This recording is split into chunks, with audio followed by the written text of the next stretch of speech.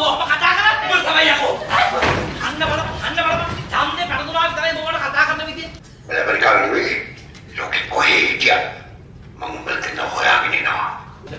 සඳ වගේ එකේ ඉන්නවා. එතකොට තරු වගේ එකේ ඉන්නවා.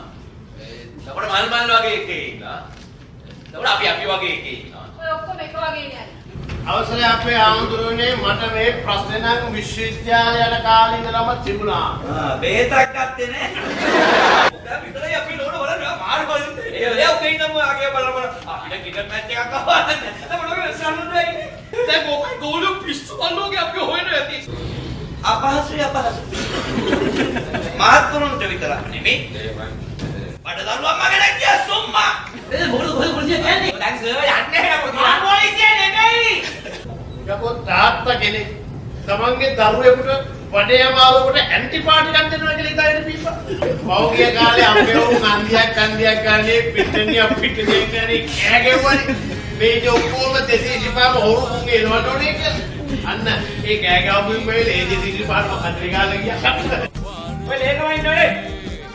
ඔක කිව්වොත් තේරෙව කල්ලෝ කුටියක් ගන්නව පදාව. කතා කරලා දෙපා